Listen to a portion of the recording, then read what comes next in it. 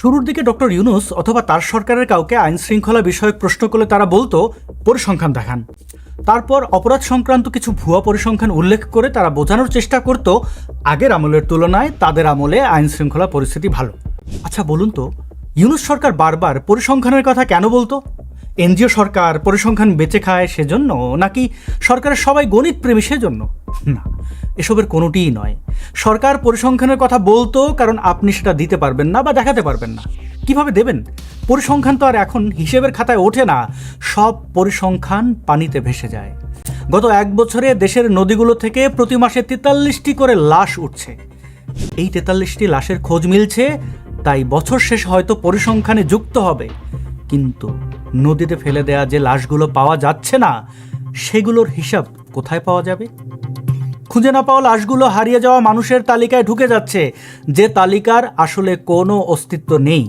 আর অস্তিত্ব থাকলেও এই বিষয়ে কোনো প্রশ্ন তাদের করা হলে তাদের কাছে জবাব রেডি আছে। আপনি যদি এখন স্বরাষ্ট্র উপদেষ্টাকে জিজ্ঞেস করেন যে এত মানুষ হারিয়ে যাচ্ছে কেন, দেখবেন তিনি দাঁত কেলিয়ে জবাব দেবেন, ওরা পালায়ে গেছে। এরকম আরও চালাকি আছে, আমি বলছি, আপনারা মিলিয়ে নিন। গত বছর 5 আগস্ট থেকে 8 আগস্ট পর্যন্ত দেশে কোনো সরকার ছিল না। মনে আছে নিশ্চয়ই, ঢাকা শহরে তখন গণহারে ডাকাতি হচ্ছিল। মোহাম্মদপুর সহ বিভিন্ন জায়গায় বাংলা সিনেমার ভিলেনের মতো পোশাক পরে অনেকেই রাস্তায় অবস্থান নিয়েছিলেন ডাকাত ধরার জন্য। কোথাও কোথাও আবার রাস্তায় ডাইনিং টেবিল পেতে খাওয়া দাওয়ার আয়োজন হয়েছিল, বসেছিল গানের আসরও। ফেসবুকে 6 লাভ হয়ে গেছিল সেসব ছবি আর ভিডিওতে। মেটিকুলাস ডিজাইনের অংশ হিসেবে আগে থেকেই প্রস্তুত রাখা ফেসবুকের পেজগুলো নাওয়া খাওয়া বাদ দিয়ে এসব ছবি প্রচার করতো আর বলতো দেশে সরকার নেই তাতে কি হয়েছে, মানুষই দেশ দেখে রাখবে। হাজার হাজার লাভ রিয়াক্ট করতো ওসব পোস্টে। সে সময় টকশোগুলোতে বিএনপি, জামাতি, বামাতি কথায় কথায় সরকারবিহীন 3 দিনের উদাহরণ দিত। বলতো আমেরিকায় যদি 1 ঘন্টা বিদ্যুৎ না থাকে সেখানে লুটপাট শুরু হয়ে যায়, আর বাংলাদেশে 3 দিন ধরে সরকার ছিল না, অথচ কিছুই হয়নি। এই ধরনের বক্তব্য আপনারা শতবার, হাজারবার শুনেছেন, হয়তো এখনও শুনছেন। এরকম আরও একটা কথা শুনে থাকবেন, সেটি হলো ওবায়দুল কাদের বলেছে আওয়ামী লীগ ক্ষমতা হারালে 1 রাতেই 3 লাখ লোক মারা যাবে। কেউ কেউ আবার 3 লাখের জায়গায় 5 লাখও বলে, আবার কেউ কেউ 10 লাখ। অর্থাৎ এখন যে শত শত মানুষ মারা যাচ্ছে, নির্বিচারে ধর্ষণ হচ্ছে, গণহারে লুটপাট, অগ্নিসংযোগ আর দখলবাজি হচ্ছে, এটা খুবই স্বাভাবিক বিষয়। সুতরাং এই নিয়ে বলার কিছু নেই, হিসাব রাখারও কিছু নেই। তাহলে বলুন, শেখ হাসিনার পতনের পর দেশ জুড়ে যে প্রাণহানি হয়েছে সেই পরিসংখ্যান আপনি কোথায় পাবেন? সরকার খুনিদেরকে ইন্ডেমনিটি দেওয়ার পর ডক্টর ইউনূস নিজেই তার বৈষম্য সন্ত্রাসীদের বলেছে দেশ জুড়ে আওয়ামী লীগের লোকজনের উপরে হামলে পড়তে। তারা চলে যায় নাই।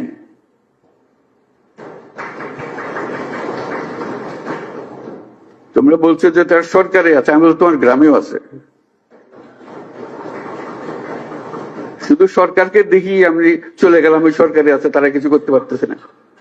তোমার গ্রামে আছে, তুমি কিছু করতে পারতেছো? তুমি তো দুঃখ করতে এসছো আজকে। কাজে সেই তেজ আসতে হবে না, এদেরকে জায়গা দেবো না আমরা কোথাও। তার প্রেস সেক্রেটারি মবের নাম দিয়েছে প্রেসার গ্রুপ। এখন যে আপনি যেটাকে মব বলছেন, সে তো তৈরি হচ্ছে, বা সে, আমি ওইটাকে মব বলছি না, বলছি প্রেসার গ্রুপ। সে তৈরি হচ্ছে সেই আগের এই যে জার্নালিজমের ফেলিউরের কারণে। এই তো 2 দিন আগেই বাচ্চা উপদেষ্টা বলেছে রাজনৈতিক কর্মসূচিকে মব বলা ঠিক না। মব আর রাজনৈতিক কর্মসূচি দুইটার মধ্যে পার্থক্যটা আগে বুঝতে হবে। আপনি কোন একটা রাজনৈতিক দলের কর্মসূচিকে মব বলতে পারেন না। এটা আমি এর আগেও বলেছি যে গণ অধিকার পরিষদের তারা একটা নিবন্ধিত রাজনৈতিক দল, তাদের কর্মসূচিকে যদি আপনি মব বলেন, কালকে বিএনপি, জামাত কিংবা এনসিপির কর্মসূচিকেও অন্য কেউ মব বলা শুরু করবে। এছাড়া ফরহাদ মজহার, সলিমুল্লাহ খান, বদরুদ্দিন ওমর, মহিউদ্দিন আহমদ আর প্রবাসী ইউটিউবাররা তো আছেই। সবাই মব উস্কে দিচ্ছে, খুন খারাপের সামাজিক বৈধতা দিচ্ছে। শেখ হাসিনার পতনের দিনই বেশ কয়েকটি মিডিয়ায় হামলা ভাঙচুর হয়েছে। বৈষম্য বিরোধী ছাত্র জনতার আন্দোলনে গত 4 এবং 5 আগস্ট দফায় দফায় হামলা, লুটপাট, ভাঙচুর এবং অগ্নিসংযোগ করা হয় 71 টেলিভিশনের চাঁদপুর কার্যালয়ে। এবং এই হামলায় শুধু কার্যালয় নয়, ওই ভবনটির বিভিন্ন অংশ ক্ষতিগ্রস্ত হয়েছিল। এরপর আর কোন কোন মিডিয়ায় হামলা করা উচিত তারও একটি তালিকা ফেসবুকে ছয়লাভ হয়েছিল। মিডিয়ার নাম ধরে ধরে হুমকি দেওয়া হচ্ছিল। ইউনূস সরকার ক্ষমতা নেওয়ার আগেই অসংখ্য মিডিয়া দখল হয়ে যায়। যেগুলো দখল হয়নি সেসব মিডিয়াকে ঘোষণা দিয়ে আনুগত্য প্রকাশে বাধ্য করা হয়েছে। প্রতিষ্ঠান টিকিয়ে রাখার জন্য বিগত সরকারকে নিয়ে মিথ্যাচার আর নতুন সরকারকে নিয়ে অলীক সব আশাবাদের বাণী শোনাতে হয়েছে তাদেরকে। অপরাধের পরিসংখ্যান প্রকাশ করবে এমন সাহস কি কারো ছিল? প্রথম আলো হিন্দু ধর্মাবলম্বীদের উপরে হামলার কিছু পরিসংখ্যান প্রকাশ করেছিল। তারপর কি হয়েছে? প্রথম আলোর অফিসের সামনে জিয়াফত হয়েছে।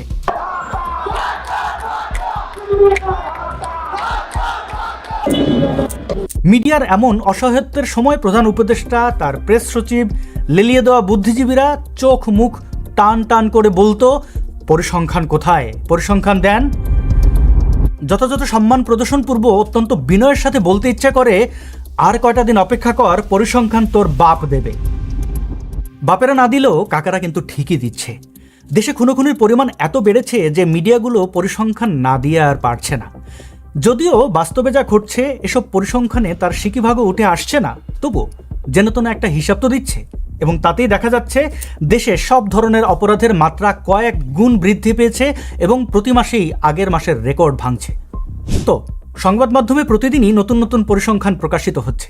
এই যেমন গতকাল এখন টিভি থেকে জানতে পারলাম ঢাকা শহরে নাকি প্রতি 2 মাসে 20টি করে খুন হচ্ছে। আমি জানি, আপনারাও জানেন, বাস্তব পরিস্থিতি এর চেয়েও ভয়াবহ। তবু একটা পরিসংখ্যান তো পাওয়া গেল, তাতেই আমরা খুশি। অন্ততপক্ষে এই মানুষগুলো আর অলিখিত বা অস্বীকৃত থাকলো না। এখন টিভির এই প্রতিবেদন থেকে আপনাদের কিছু ফুটেজ দেখাই। যেহেতু ইশতেহার নৃশংসতার চিত্র দেখানোর পক্ষে নয়, সেহেতু আমরা দৃশ্যগুলো ঝাপসা করে দিচ্ছি।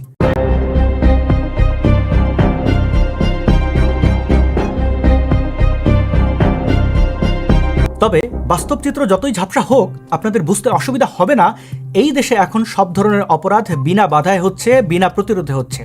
হ্যাঁ, জলপাই বাহিনী 2-1 জায়গায় বাধা দিচ্ছে, কিন্তু সেটা যে অপরাধ প্রতিহত করার জন্য দিচ্ছে এমনটা বলা যাবে না। আপনাদের মনে আছে, ঢাকায় একটি ব্যবসা প্রতিষ্ঠান দখল করতে গিয়ে আর্মির হাতে ধরা পড়েছিল বৈষম্য বিরোধী আন্দোলনের একজন সমন্বয়ক ও তার গ্যাং? পরে জানা গেল ওই প্রতিষ্ঠান ছিল সেনা প্রধানের এক আত্মীয়ের। তারপর সম্প্রতি দেখলেন আর্মি আর পুলিশ গণ অধিকার পরিষদের নেতা নুরুল হক নূরকে পিটিয়ে হাসপাতালে পাঠিয়েছে। আপনিও তো ভাবছেন জাতীয় পার্টির অফিসে মব করতে যাওয়ার কারণে এই ব্যবস্থা নিয়েছে প্রশাসন, কিন্তু না জনাব, নুরুল হক নূর হাসপাতালে যাওয়ার পর তার লোকজন জাতীয় পার্টির অফিসে ভাঙচুর করেছে, আগুন দিয়েছে। 8 দিনের মাথায় রাজধানীর কাকরাইলে জাতীয় পার্টির কেন্দ্রীয় কার্যালয় আবারও আক্রান্ত। শুক্রবার সন্ধ্যার দিকে মিছিল নিয়ে হামলা চালায় একদল লোক। ভাঙচুরের পর আগুন ধরিয়ে দেয় তারা। শুধু ঢাকার কেন্দ্রীয় অফিসেই নয়, এই ঘটনার জের ধরে সারা দেশে জাতীয় পার্টির অফিস ভাঙচুর হয়েছে, লুটপাট হয়েছে। প্রশাসন তা প্রতিহত করেনি, অর্থাৎ মব প্রতিহত করতে নয়, নূরের প্রতি নিষ্ঠুর আক্রমণ করা হয়েছে অন্য কোনো কারণে, যা আমরা জানি না। বিএনপি সারা দেশে কি পরিমাণ নৈরাজ্য সৃষ্টি করেছে তা আপনারা জানেন। অভিনব সব পন্থায় তারা মানুষ খুন করছে, কোথাও একা, কোথাও আবার স্থানীয় জামাত শিবির সন্ত্রাসীদের সঙ্গে নিয়ে। আর মব সন্ত্রাস, সেটা দল নিরপেক্ষ। বিএনপি, এনসিপি, জামাতি, বামাতি এবং উই হেইট পলিটিক্স গ্রুপের লোকজন সবাই একসাথে জোট বেঁধে মব করে বেড়াচ্ছে।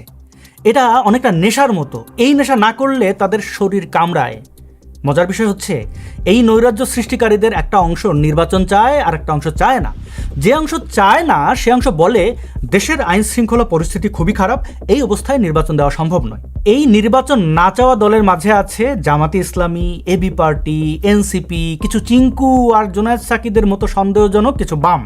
কেন তারা নির্বাচন চায় না? কেন? আপনারা জানেন কেন চায় না।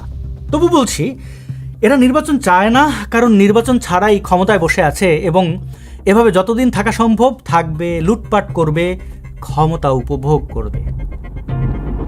টকশোগুলোতে আইন শৃঙ্খলার ভয়াবহ অবনতির জন্য সরাসরি ইউনূসকে দায়ী করা হয়। বলা হয় ডক্টর ইউনূস নাকি দেশ চালাতে পুরোপুরি ব্যর্থ। সঞ্চালক তখন বলে, তাহলে কি নির্বাচন আয়োজনের জন্য নতুন সরকার লাগবে? তখন শুরু হয় ধানাই পানাই। এ সময় বিএনপির লোকজন বলে, একটা শ্রেণী নির্বাচন বানচাল করতে চায়, এরা চায় দেশের আইন শৃঙ্খলা পরিস্থিতি এমন একটা জায়গায় নিয়ে যেতে যেন রাষ্ট্রপতি জরুরি অবস্থা দিতে বাধ্য হয়। আর জামাত এনসিপি তো সরাসরি বলেই ফেলে, এমন পরিস্থিতিতে নির্বাচন আয়োজন সম্ভব নয়।